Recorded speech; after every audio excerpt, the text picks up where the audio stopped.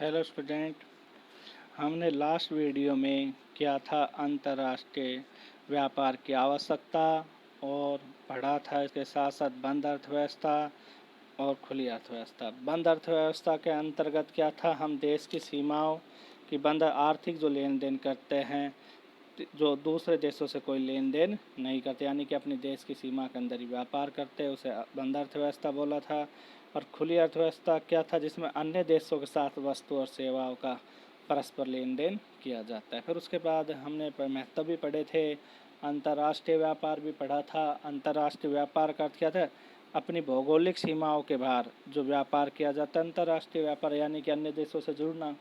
और आंतरिक व्यापार का देश की भौगोलिक सीमा के अंदर का, ठीक है। भौगोलिक सीमा कहा था निश्चित है भाई, सारा जो राजनीतिक सीमा बोला जाता है भाई, इतना पानी तक समुद्र के बीच में हमारी भौगोलिक सीमा। कई बार आपने पढ़ा भी होगा, न्यूज़ वगैरह हम सुनते हो कि मछुआरे समुद्री सीमा, तो सारे क्या एक सीमा निर्धारित की गई है, ठीक। तो अंतर्राष्ट्रीय व्यापार के महत्व को निम्न बिंदु पर देख लेते हैं, ठीक। और आपने आवश्यकता पढ़ी ली होगी, आवश्यकता में 5 थे। पहले कहा था भाई, पहला था कि हम सभी देश हम चीज़ों को उत्पादन नहीं कर सकते, अपनी आवश्यकताओं को उत्पादन करने के लिए एक दूसरे पर निर्भर है, ठीक है। तो ऐसे हमारे 5 महत्व था भाई, राष्ट्रीय आय का अंश है, ठीक है, नई नई टेक्नोलॉजी प्राप्त होती है, इनको अब कर लेंगे। हम पढ़ते हैं अंतर्राष्ट्रीय व्यापार के महत्व को, ठीक है। महत्व देखते हैं। पहला महत्व है उपभोक्ता उत्पादक। उपभोक्ता उत्पादक विनियोगकर्ता, उपभोक्ता आप हो गए, उत्पादक निर्माण करता, विनियोग करता जो पैसा को अधिक वस्तुओं के चयन का अवसर प्रदान होता है। भाई अलग अलग व्यक्ति देखो, विनियोग करता पैसे लगाने, तो उसके पास अनेक कंपनी हो जाए, भाई इनमें पैसा लगा सकते हो। उत्पादक अनेक उत्पादक, कोई भी अधिक वस्तुओं का चयन कर सकता है अंतर्राष्ट्रीय व्यापार से। प्राकृतिक संसाधनों का पूर्ण उपयोग होने में सहायक होता है। भाई देखो, जब हम उत्पादन करें तो हमारे पास, जैसे मैंने कहा नाइजीरिया, कई देशों के पास रिसोर्सेज संसाधन तो बहुत है प्राकृतिक, परंतु उनका सही उत्पादन नहीं हो रहा, यूज नहीं हो रहा, इसलिए वो देश गरीब है। जैसे कई जगह तो तेल की मात्रा बहुत ज़्यादा, परंतु उनके पास मशीनें वगैरह नहीं है जो तेल को निकाल सके। जो प्रकृति ने उन्हें वरदान दिया हुआ है, उनको पूर्ण उपयोग नहीं कर पा रहे। प्रत्येक देश का विकास को विकास का समान अवसर में प्राप्त होता है।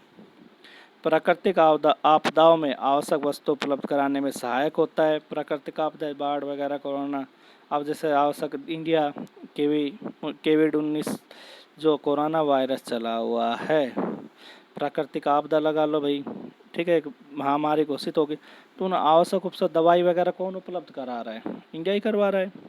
बहुत से देशों को पैरासीटामोल जो वगैरह, विकासशील देशों को वित्तीय सुविधा और आधुनिक टेक्नोलॉजी प्राप्त होने से तीव्र औद्योगिकरण की संभावनाएं बढ़ गई। जो विकासशील देश है भारत वगैरह है, औद्योगिक सीमाएं बढ़ गई है, ठीक है। औद्योगिकरण की संभावना, भयानक, ज़्यादा व्यवसाय फैलता जा रहा है। किसका लास्ट पॉइंट और होगा, अंतर्राष्ट्रीय व्यापार से देश में परस्पर सद्भावना बढ़ती है, ठीक है भाई। ये अंतर्राष्ट्रीय व्यापार से परस्पर सद्भावना बढ़ती है। अब हम पढ़ते हैं व्यापार से और तथा, यानी कि व्यापार संतुलन तथा भुगतान संतुलन, ठीक है। व्यापार संतुलन तथा भुगतान संतुलन देखते हैं। देखो, सबसे पहले एक नॉर्मल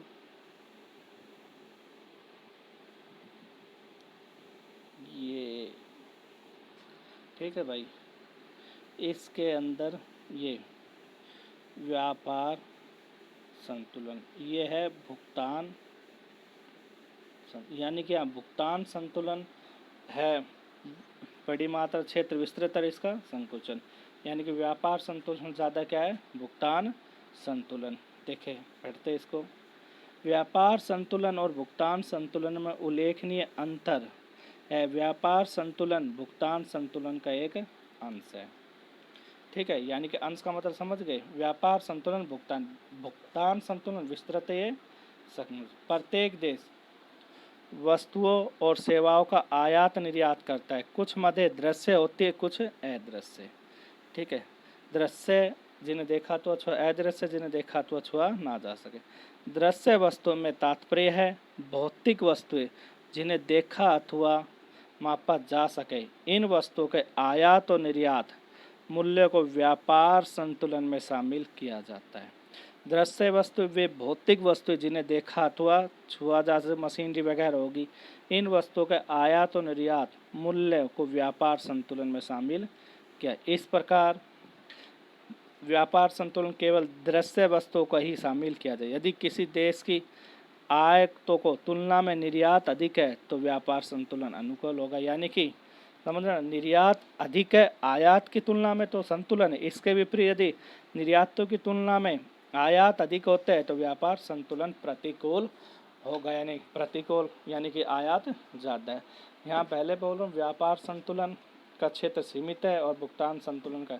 व्यापार संतुलन में केवल दृश्य वस्तुओं को ही शामिल किया जाता है। ठीक है, अब हम पढ़ेंगे भुगतान संतुलन।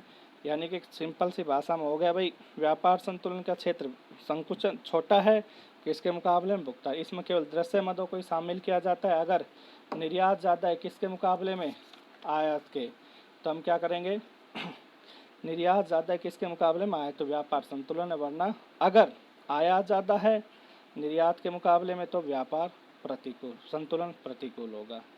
ठीक है, आगे है भुगतान संतुलन। देखें, भुगतान संतुलन एक व्यापक अवधारणा है। ठीक है, इसमें दृश्य और अदृश्य दोनों ही प्रकार की मदें शामिल। व्यापार संतुलन में केवल दृश्य मदों को ही शामिल किया गया था, अदृश्य मदों को शामिल नहीं किया गया था। परंतु भुगतान संतुलन में दृश्य अदृश्य दोनों ही प्रकार की मदों को शामिल किया जाएगा। अदृश्य मदों में सेवाएं जैसे बैंकिंग, बीमा, तकनीकी ज्ञान आदि शामिल है। इनका भुगतान देशों के मध्य होता है। इनका भुगतान देशों के, दो देश यानी देशों के, किंतु बंदरगाह पर उनका कोई लेखा नहीं होता। यानी कि बंदरगाह पर कोई लेखा नहीं होता है, क्योंकि ये बेटा सीधा सेवा जैसे कंपनी द्वारा ऑनलाइन भी हो सकता है। ठीक है, तो व्यापार तो होगा अंतर्राष्ट्रीय व्यापार, परंतु उनका लेखा। इसके अतिरिक्त इसमें पूंजी खाते को शामिल किया जाता है। कुछ प्रसिद्ध अर्थशास्त्री ने भुगतान संतुलन को इस प्रकार भी परिभाषित किया। फिर आ गया, भुगतान संतुलन में दोनों ही मदों को शामिल किया जाता है, दृश्य अदृश्य, परंतु व्यापार संतुलन में केवल दृश्य मदों को शामिल किया जाता है। इसका क्षेत्र विस्तृत होता है, किसका, भुगतान का, उसका क्षेत्र छोटा होता है। ठीक है, और दृश्य मदों को शामिल किया जाता है भुगतान में अदृश्य। अदृश्य मदे हो गए बीमा कंपनी, जहाज रानी, ये सारे क्या हो गए, अदृश्य मदे।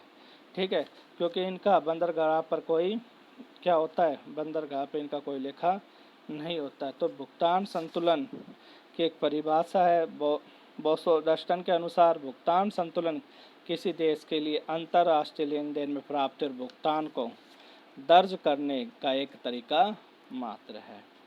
ठीक है भाई, कहता है भुगतान संतुलन क्या होता है, फिर देख लेते हैं। कहता है भुगतान संतुलन किसी देश के लिए अंतर्राष्ट्रीय लेन देन में प्राप्त भुगतान को दर्ज करने का एक तरीका मात्र है। वैसे भुगतान शेष देखो, थोड़ा सा अंतर देखते हैं। व्यापार शेष, भुगतान शेष के इसके अंतर्गत व्यापार शेष भी शामिल होता था। व्यापार शेष अपेक्षाकृत एक संकुचित धारणा भुगतान शेष का ही एक अंग है। किसी भी एक दूसरा इसका पॉइंट देख लेते हैं। व्यापार शेष में केवल, वैसे सुन लो, वस्तु और दृश्य मदों का आयात निर्यात को भी शामिल किया जाता है। इसके विपरीत भुगतान शेष में सभी प्रकार की मदों अर्थात वस्तुओं, सेवाओं तथा पूंजी के आयात निर्यात को शामिल किया जाता है। इसके विपरीत दृश्य तथा अदृश्य सभी मदों को शामिल किया जाता है। संक्षेप में हम कहा जा सकता है कि व्यापार शेष वास्तव में भुगतान शेष का ही एक भाग है। ठीक है, किसी भी देश का व्यापार शेष संतुलित है, संतुलित हो सकता है, किंतु भुगतान शेष सदैव संतुलित होता है। व्यापार शेष के प्रतिकूल होने पर इसके घाटे को भुगतान शेष द्वारा पूरा किया जा सकता है, परंतु भुगतान शेष के घाटे को व्यापार शेष द्वारा पूरा नहीं किया जा सकता। ठीक है, तो हमने आज एक तो उसके महत्व पढ़े, व्यापार ना महत्व अंतर्राष्ट्रीय व्यापार के, और इसमें हमने पढ़ा भाई प्रत्येक देश को विकास करने का समान और प्राकृतिक आपदाओं में आवश्यक वस्तुओं को उपलब्ध कराने में सहायक होता है। उपभोक्ता, उत्पादक, विनियोगकर्ता को अधिक वस्तु का अवसर प्रदान करते हैं। तो हम इसका मतलब एक सिंपल सी भाषा में ले सकते हैं कि जो अपना व्यापार है ये हो गया भाई भुगतान संतुलन, ठीक है, और ये हो गया व्यापार। तो भुगतान संतुलन एक विस्तृत अवधारणा है और व्यापार संतुलन एक संकुचित अवधारणा है। और देखेंगे नेक्स्ट